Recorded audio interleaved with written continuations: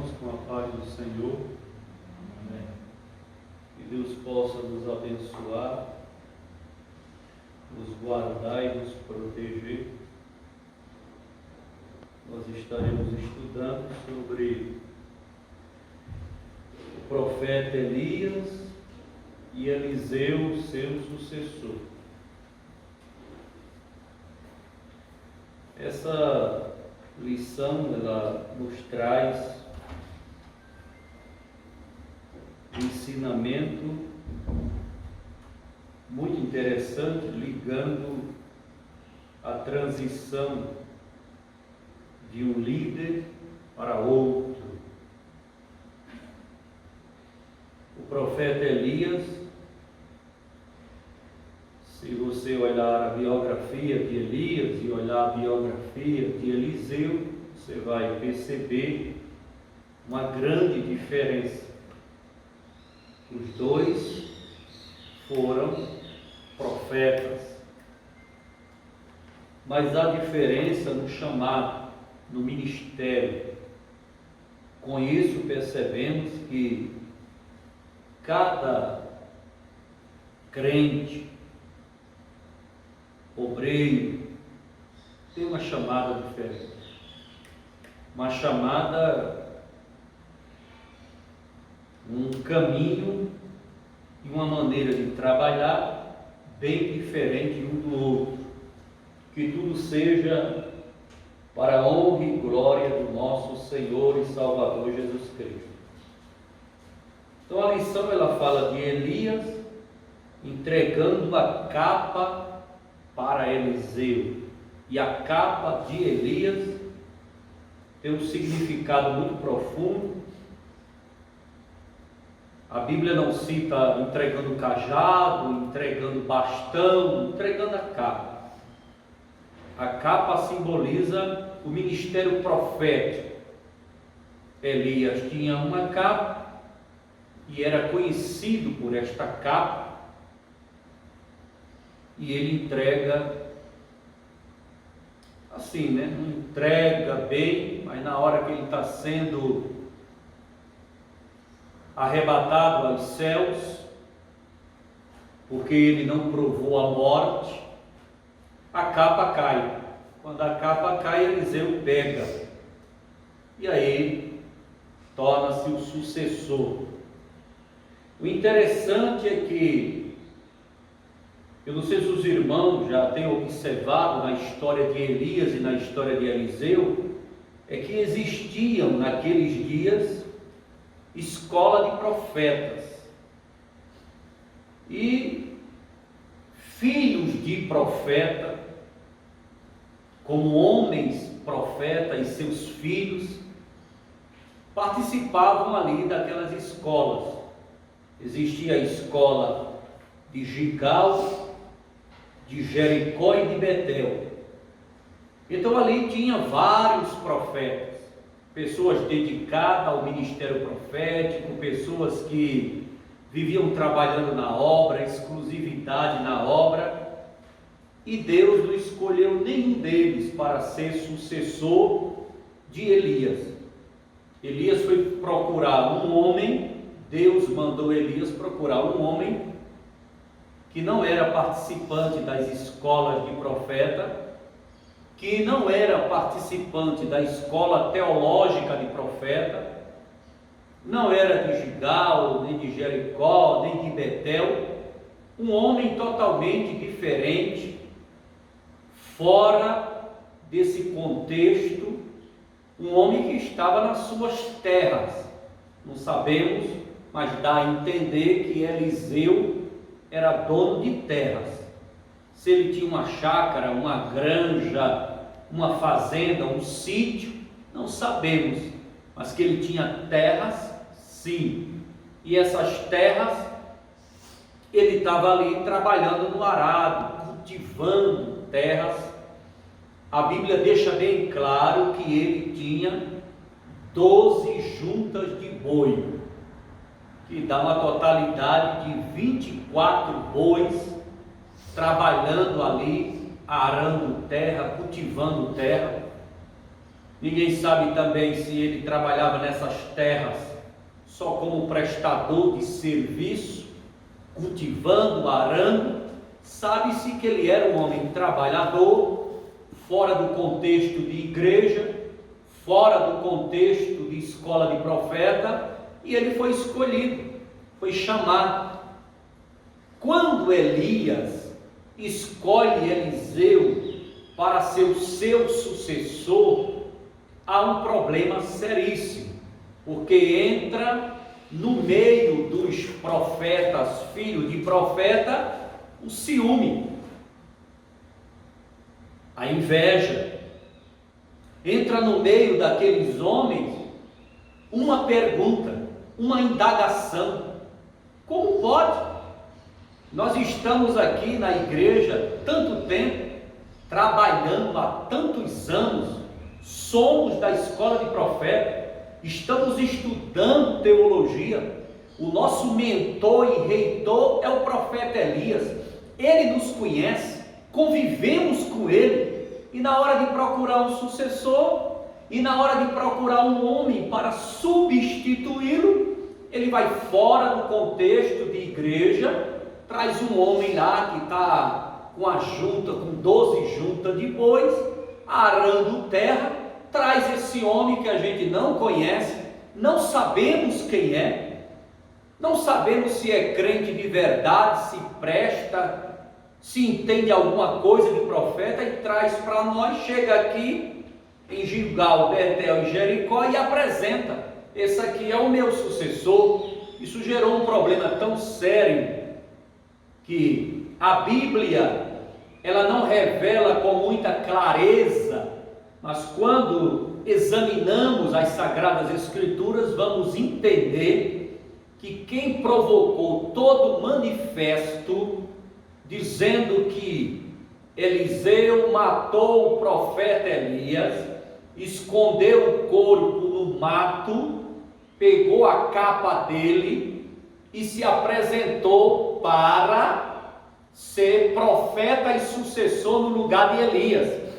Por isso que lá na frente, depois que Elias já é arrebatado aos céus, depois que está tudo já aconteceu o translado de Elias, aparece alguns jovens dizendo: sobe calvo, sobe calvo. Aquilo ali eram jovens, rapazes, adolescentes, como boi de piranha, né? Como laranja, indo nas águas do boato e da confusão que já havia antiga por trás dos filhos dos profetas, que chegavam nos vilarejos, nas aldeias e nas cidades, dizendo: olha, isso tudo por causa de inveja, isso tudo por causa de chateação. Ó, o sucessor de Elias ali, isso é sucessor coisa nenhuma, isso não é sucessor. Ele matou o profeta, escondeu dentro do mato, tomou a capa dele e está dizendo agora que é. E veja que há uma prova cabal de que Eliseu ganhou a capa de Elias. Eu não sei se você já se atentou para olhar o texto bíblico que diz que quando Elias passa no Jordão e divide as águas do Jordão, passa com ele Eliseu, e depois dali Elias olha para Eliseu e fala: pede o que tu queres. Aí Eliseu faz um pedido, que iremos falar mais na frente, e naquele momento surge ali, a Bíblia deixa bem claro, cavalos de fogo. Se apareceu cavalo de fogo, tem cavalo no céu. Depois de cavalos de fogo, apareceu carros de fogo. Carro não é Fusca, nem Brasília, nem Corolla, são carros puxados por cavalos. Cavalos de fogo, carro de fogo, e vem um redemoinho. E é nesse redemoinho, né, aonde Elias é assunto aos céus. arrebatado, a capa cai. A Bíblia deixa bem claro que lá bem longe do Jordão e bem longe onde estava acontecendo toda essa cena, quem estava assistindo? Vários filhos dos profetas. Eles assistiram, eles viram, eles presenciaram. Deus já deixou como testemunha para evitar o burburinho, o falatório, o disse-me-disse. Mas não tem jeito, não tem como evitar as fofocas, os disse-me-disse, porque a chamada profética, pastoral, ela sofre essas retaliações, pessoas criticando, falando mal, fofocando, inventando coisa. Então não adianta, está tudo inserido.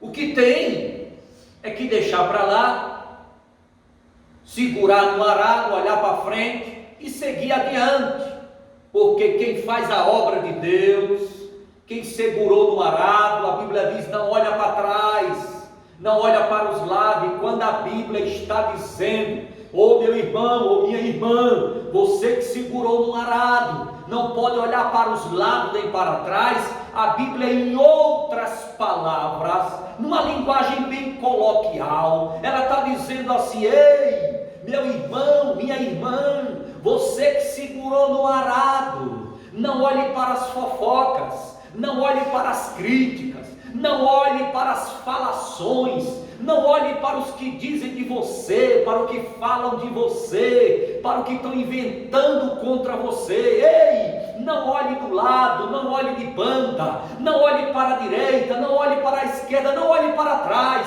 Tem alguém te criticando, falando mal, te apontando, fofocando? Deixe isso para lá, olha para frente, faz a obra, não larga o arado, não entristece, não pare, continue trabalhando. A obra precisa de você, você tem chamada. Porque se a pessoa que está segurando no arado fizer a obra de Deus, olhando para críticas, dando ouvido para a fofoca, dando ouvido para falações, dando ouvido para A, para B e para C, o que dizem de você, você vai largar o arado, porque você vai ficar triste, angustiado, amargurado. E essa tristeza, essa angústia, essa dor vai fazer você largar o arado. Então, não olhe para os lados, não olhe para trás, segue adiante, porque Jesus, a sua obra precisa de você. Mas os filhos dos profetas espalharam esse comentário. Os jovens laranjas, sempre quem se rebenta é o laranja, chegaram e sobe, calvo. Em outras palavras, aquele jovem estava dizendo o seguinte: matou o profeta Elias, escondeu dentro do mato, tomou a capa dele e agora diz que é profeta, agora diz que é o sucessor de Elias. E aí, calvo, tu falou que ele subiu para o céu, você não vai subir também não? E o profeta Eliseu já não aguentava mais, já não suportava mais de tanta fofoca. Amaldiçoou aqueles rapazes. Saíram 2 ursas do bosque, com certeza estava parida, um bebezinho pequeno, porque uma fúria daquela estraçalhou 42. Parece que era 42 mesmo, 42 rapazes. Olha, foi uma fúria muito grande. Imagine a quantidade de gente que estava ali naquele manifesto, naquela manifestação. Aquela manifestação ali era uma manifestação terrível. A credibilidade do profeta estava acabada. Diz que há muitos anos atrás um pastor foi pastorear lá no Acre. e ele pregando o Evangelho, e sempre um irmão chegava, isso década de 70, início de década de 80, o irmão chegava e ficou na cidade toda, naquele vilarejo ali, dizendo: esse pastor aí, pai, o bom mesmo é que uma onça chegasse e comesse ele. Eu quero saber de pastor, quero saber de evangelho, tem que pegar mesmo é uma onça vir, arrancar a cabeça dele e comer ele. Os crentes daquela região testemunharam de que esse mesmo homem, perseguidor do pastor, crítico do pastor, afrontando o pastor, onde o pastor chegava para pregar, onde o pastor chegava para dirigir um culto, onde o pastor chegava para fazer a obra, estava aquele homem fazendo manifesto e desejando uma onça pegar ele, porque naquela região tinha muita onça naquela época, e elas vinham para os quintais das casas comer galinha, comer o que tinha, cachorro, e dizem que a onça, muita gente testemunhou isso, a vizinhança testemunhou que uma onça entrou na casa daquele homem, pegou ele em cima da cama e levou para dentro da floresta. Manifesto contra a obra de Deus. Olha, irmãos, se levante contra qualquer coisa nessa vida, menos com a obra de Deus.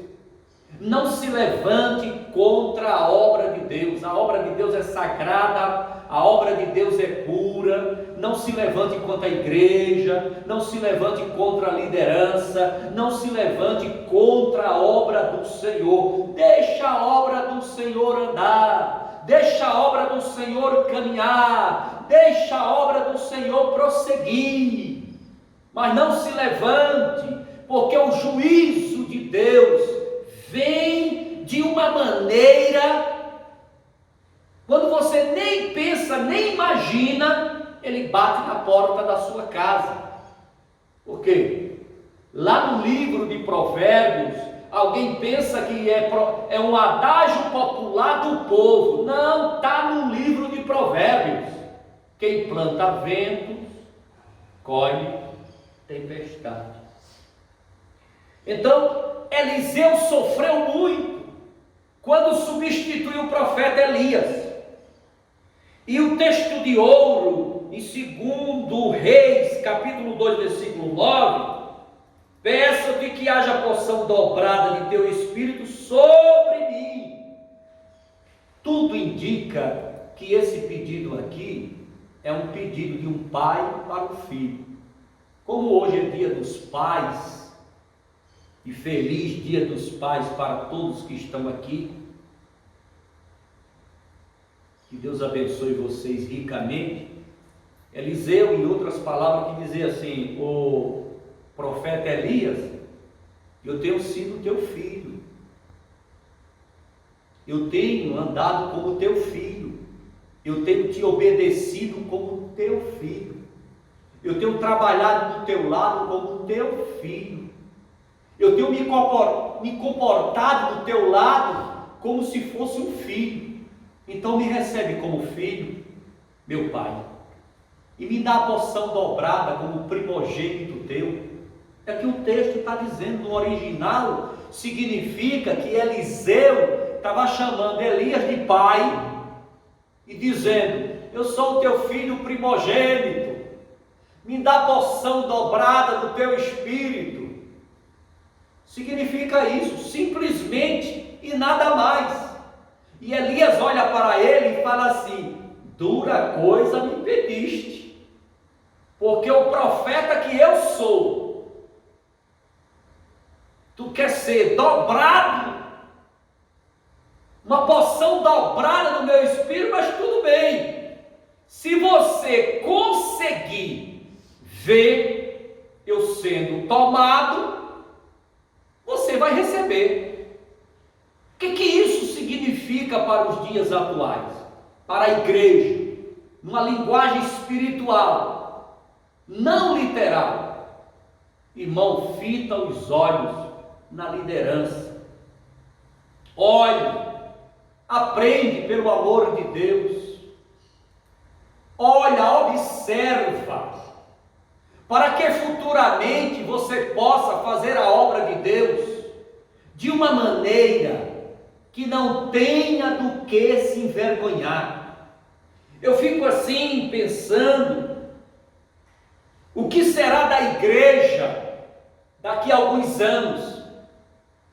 Eu fico pensando como é que tem pessoas, crentes, que fica congregando com liderança, que não tem vida no altar, que prega a Bíblia de uma maneira toda distorcida, que vive com um comportamento que a gente olha e sabe que aquilo ali não é templo e morada do Espírito Santo, irmãos. Tem comportamento que a gente percebe, a gente vê nitidamente, claramente. Essa liderança é templo e morada do Espírito Santo, com um comportamento desse, praticando essas coisas. Jesus mesmo disse, meu irmão, que é para você avaliar, porque pelo fruto você conhece a árvore. Tem liderança que faz coisas, diz coisas, praticam coisas que a gente vê que está fora da Bíblia. Não é templo e morada do Espírito Santo, perdeu o temor, perdeu o respeito, perdeu a unção, perdeu a chamada. Não é mais uma pessoa para ser seguida, para você se espelhar nela, para você observar ela. Quando Elias diz para Eliseu: fita os teus olhos em mim, se tu vê, então o teu pedido será concedido. Se Eliseu em momento nenhum quis abandonar o profeta, agora é que ele não abandonaria mais. A verdade prática diz: a história de Elias e Eliseu nos inspira a andarmos com pessoas que desfrutam de intimidade com Deus e que por isso vale a pena serem seguidas e imitadas. Procure andar com pessoas que são crentes de verdade, meu irmão. Não ande com pessoas que ficam aventurando o Evangelho, aventurando a obra de Deus. A obra de Deus, ela é muito séria, pura, sublime, gloriosa. Nós não podemos, nem temos tempo a perder com picuinhas nessa vida. Nós temos que dedicar na obra de Deus 100%. Buscai em primeiro lugar o reino de Deus, e as demais coisas vos serão acrescentadas. Mas ungir o sucessor não é fácil, principalmente o sucessor de um homem que aparece no Monte da Transfiguração ao lado de Jesus e de Moisés. Olha, Elias foi um profeta poderoso em palavra. Ele não escreveu nenhum livro, não. Suas profecias, não existe nenhuma profecia de Elias escatológica. Elas se cumpriram em seu tempo real, eram rápidas, de cumprimento rápido. Um homem que batia de frente nos palácios, um homem que dizia a verdade para reis e rainhas, que nunca teve medo de falar contra o pecado, a idolatria e a prostituição. Um homem de verdade. Procurar o sucessor desse homem era uma tarefa difícil. E quem mandou Elias procurar Eliseu? O próprio Deus. Porque Deus olhou para a escola de profeta lá em Gilgal, lá em Jericó, lá em Betel, e disse: não tem nenhum homem aqui que tenha o coração, que tenha o comportamento, que tenha a intimidade que eu quero para ser o seu sucessor.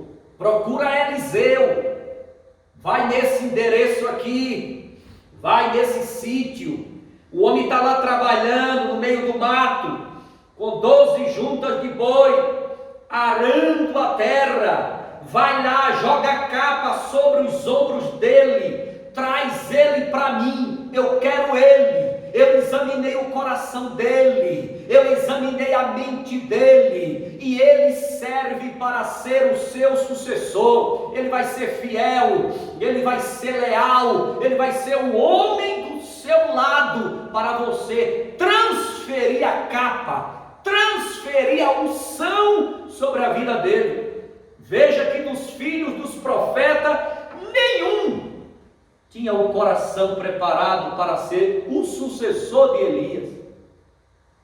Agora você acha que Eliseu, quando estava trabalhando com Elias, do lado de Elias, na ausência, ele falava mal de Elias? Na ausência de Elias, Eliseu criticava Elias, apontava defeito, apontava falhas, falava mal, fazia isso, fazia aquilo. Não. Era uma fidelidade. A gente conhece a fidelidade de uma pessoa quando na ausência ela fala bem. Quando na ausência ela não critica, ela não aponta. Elias tinha defeito? Muitos. A Bíblia diz que Elias era um homem cheio de falhas, erros e defeitos, sujeito às mesmas paixões que nós. Era um homem normal.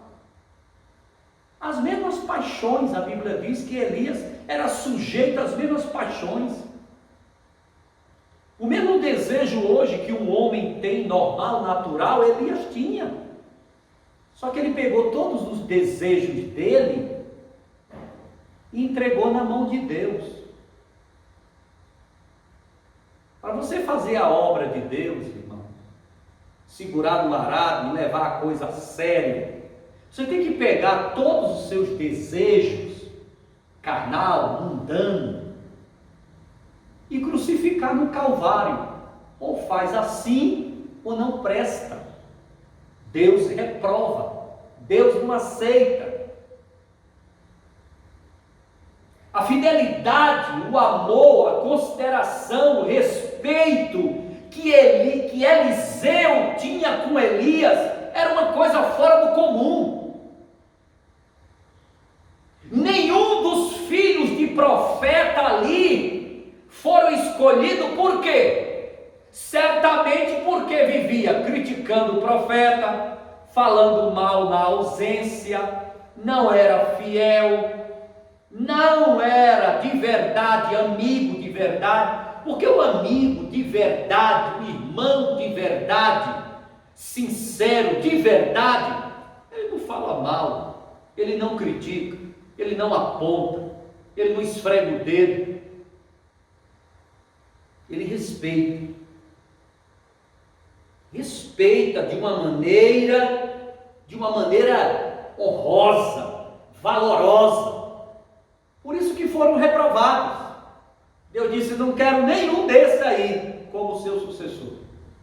Vai chamar Eliseu. E foi chamar. Elias disse 2 vezes para Eliseu voltar. 2 vezes. Perto de ser arrebatado, ele chega para Eliseu e fala: fica aqui, não precisa você vir não. Fica. Porque a chamada profética, pastoral, ela não é obrigada. Ela não pode haver na chamada pastoral interesse nenhum, material nenhum, porque a herança de um pastor está no céu, não nas coisas da terra. É a mesma coisa da tribo de Levi. Não há terras para a tribo de Levi, não há herança para aqueles que são chamados para o altar, trabalhadores do altar, homens do púlpito. Para você não há herança nessa terra, a sua herança é no céu, as mansões celestiais. Então, quem tem a chamada pastoral, que é a mesma coisa da chamada profética, e pensa que nessa terra vai acumular cavalos, multiplicar mulheres, acumular ouro e prata, está enganado, não conhece Bíblia. Você está confundindo. Eu não sei se os irmãos percebem, mas nos dias atuais há uma confusão muito grande. As pessoas pensam que a chamada pastoral, ela é monárquica. Monarquia é uma coisa, meu irmão, chamada pastoral é outra. O cara quer ser pastor e ter mulheres, dinheiro, cavalos, que hoje representa carros. O cara que tem em casa uma coleção de Ferrari, é como se tivesse uma coleção de cavalo, sangue puro árabe lá do Egito. Cavalos, carros, mesma coisa. Você vê que isso é tão a mesma coisa, que a pessoa pergunta para você: quantos cavalos tem o seu carro? É a mesma coisa. Então o cara quer hoje ser pastor, enriquecer, acumular ouro e prata, e nos bastidores acumular mulheres e colecionar carros. Ele pensa que a monarquia é a chamada profética e pastoral. Engano. A Bíblia diz que a herança de um pastor, do anjo da igreja, de um profeta da casa de Deus, é os céus. Aquele que tem desejos materiais, fazendo a obra e com a ganância material e com o desejo material, ele não é chamado de pastor, ele é chamado de cães gulosos.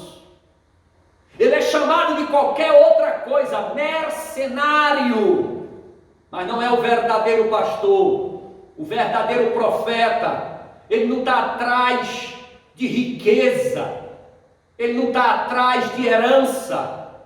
O alvo dele é chegar na Canaã celestial com um rebanho santo, um rebanho separado, um rebanho exclusivo, um rebanho banhado pelo sangue de Jesus. Chega lá com a noiva do Cordeiro, com vestes brancas, salpicada com sangue vertido na cruz do Calvário. É o alvo do pastor. E o alvo de Elias foi a mesma coisa aqui. Quando você olha para Elias, você olha para um homem tosco, rude, simples, que não estava procurando glória nem honra, não estava procurando riqueza, não estava procurando mulheres, não estava procurando ouro nem prata, não estava procurando viver no palácio, não queria comer no palácio, jantar no palácio, almoçar no palácio, dormir no palácio, tomar café no palácio. Ele não estava procurando nada disso. O que Elias procurava e falava e repetia era pureza espiritual. A pureza espiritual. Por que eu falo tanto de pecado aqui nessa igreja? O que nós queremos, irmão, é pureza espiritual. É pureza. Onde há pureza, Deus habita. Onde há sujeira, Deus não habita. É simples assim. Gilgal, Betel, Jericó, não tinha homens preparados, exclusivos, para ser sucessor de Elias. Elias passou mais ou menos de 8 a 13 anos preparando Eliseu, ensinando. A história diz, não a Bíblia, a história diz que quando Elias chegava numa casa, porque naquela época se caminhava de jumento, cavalo e a pé. Os carros da época eram cavalo, jumento, cavalo para rico, jumento para pobre, para o remediado, e o pobre andava a pé. Então os profetas naquela época andavam quilômetros e quilômetros a pé, encontravam uma casa, Chegava naquela casa, pedia água, pedia pão, pernoitava e continuava a jornada. Eliseu ficava do lado, só auxiliando o profeta. Diz os historiadores que quando Elias sentava em uma casa para descansar, quem tirava a chinela, a precata dos pés de Elias, era Eliseu. Ele tirava, trazia uma bacia d'água, lavava os pés do profeta, enxugava, trazia outra bacia de água, o profeta lavava as mãos, o rosto, para tirar a poeira, para aliviar o corpo cansado, fadigado. Os profetas andavam muito com aqueles bordá, aqueles bisacos, que hoje é as mochilas dos dias atuais. E quem carregava tudo isso era Eliseu. Eliseu cuidava do suprimento da água, do suprimento do pão. Se alguém dava ali para o profeta, leva essa penca de banana para o senhor comer no caminho, leva essa laranja para o senhor chupar essa laranja no caminho, essa fruta, esse pedaço de bolo de mandioca, de macaxeira, leve para o senhor comer no caminho. Tudo isso era responsabilidade de quem? Eliseu. Ele cuidava disso. Então o profeta caminhando, naquela jornada de quilômetros e quilômetros, subindo serra, descendo serra, chegava debaixo do pé de uma árvore frondosa, vamos descansar aqui, sentava numa pedra e ficava ali tomando um vento. Eliseu levava água. O senhor quer uma fruta, meu pai? O senhor quer um pedaço de bolo de macaxeira, meu pai? O que é que o senhor deseja? Quer descansar? Vou forrar aqui uma toalha, um pedaço de pano, para o senhor deitar, dormir. Eu fico de tucaia, eu fico de vigia, porque naquela época, animais ferozes, como leões, onça e outros animais felinos, predadores, era assim, ó. Lê a história de Sansão, o cara estava caminhando, estava de cara com um leão. Hoje que não tem mais isso. Os leões estão enjaulados em habitats separados, mas antigamente você estava andando assim no caminho assim, encontrava com uma onça, com um leopardo, com um urso, era assim de animais ferozes. Ele ficava na tucaia. Enquanto o profeta dorme, Eliseu de olho aberto. Enquanto o profeta descansa, Eliseu de olho aberto, na tocaia, na vigília. Então não era fácil. A vida de um sucessor, ela não é fácil, porque o cara tem que se dedicar por inteiro, com a alma. O camarada tem que se dedicar mesmo por completo. Então Deus olhou para o coração de Eliseu, para o coração daquele homem e disse: verdadeiramente, ele está aprovado. Lê a biografia de Elias e lê a biografia de Eliseu, que você vai encontrar na Bíblia Elias testando Eliseu. Irmão, todo homem para trabalhar na obra tem que ser testado. Lê as epístolas de Paulo, irmão. Quando Paulo diz assim: não coloqueis as mãos precipitadas sobre alguém, antes coloque a prova. O que é colocar a prova?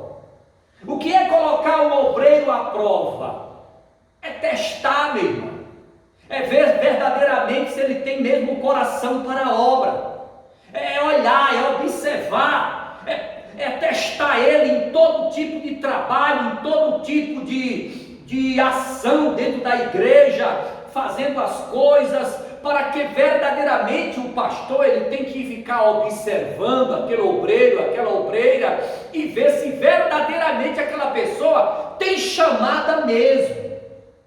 Não é todo mundo que faz a obra que tem chamada, não. Às vezes está fazendo por fazer, às vezes está fazendo por interesse, às vezes está fazendo porque achar bonito, às vezes está fazendo barganhando, às vezes está fazendo porque está ganhando alguma coisa em troca. Não é esse tipo de pessoa, esse tipo de chamada que deve se preparar um sucessor.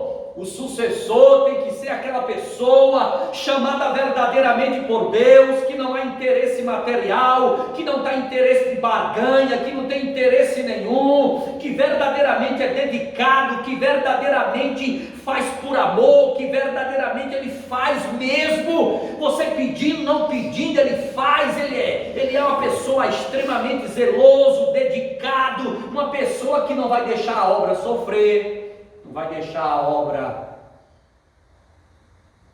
parar a marcha. O negócio ficou tão sério na vida de Eliseu, sabe por quê? Olha que coisa terrível, olha que coisa tremenda. Elias foi embora para o céu, não foi? A capa caiu, ele pegou a capa. Você sabia que no momento que ele pegou a capa, ele já era o superintendente, o reitor, o chefe de todos os filhos de profeta? Sucessor de Elias. Elias não era o chefe da escola de profeta lá em Gilgal? Lá em Betel, já em Jericó? Por que os filhos dos profetas ficaram com raiva? Agora imagina que complicação. Chegou um novato, desconhecido, para mandar em todo mundo, para dar ordem nos filhos dos profetas. Você sabe quantos filhos de profetas se revoltaram? Você sabe quantos filhos de profeta foram embora? Você sabe quantos filhos de profeta murmuraram, blasfemaram? Agora esse cara vai ser o nosso chefe, é? Vai mandar em nós? Esse aventureiro, esse desconhecido, tal de Eliseu, vai mandar em mim? Eu não aceito. Sofreu muito, mas persistiu, conseguiu o espaço dele, conseguiu o respeito. Deus foi fazendo milagre na vida de Eliseu, um atrás do outro. Se os milagres de Elias foram 10, só um exemplo, Eliseu fez 20. Porção dobrada. O único personagem na Bíblia que supera os milagres, proezas e coisas sobrenaturais a Eliseu foi Moisés. Não tem outro que possa superar. Só Moisés superou. Fora Moisés, Eliseu supera todos. Porção dobrada do teu espírito. O número de milagres de Elias e o número de milagres de Eliseu dá o dobro. E olha que Elias testou muito Eliseu. Na última hora de ser arrebatado, de ser transladado, ele disse para Eliseu: fica aqui, não precisa você vir não, fica. Fica aqui, rapaz, fica, vai descansar, vai dormir, tá bom, chega, fica aqui. Não, senhor, eu vou com o senhor até o fim. Para onde o senhor for, eu vou. Eu não te deixo, eu não te abandono. O senhor é meu pai, eu sou teu filho primogênito, eu não te deixo. Na última hora de subir para o céu, se fosse outro, né? Está me desprezando, está me jogando no canto da parede, está mandando eu ficar, então tá bom, segue.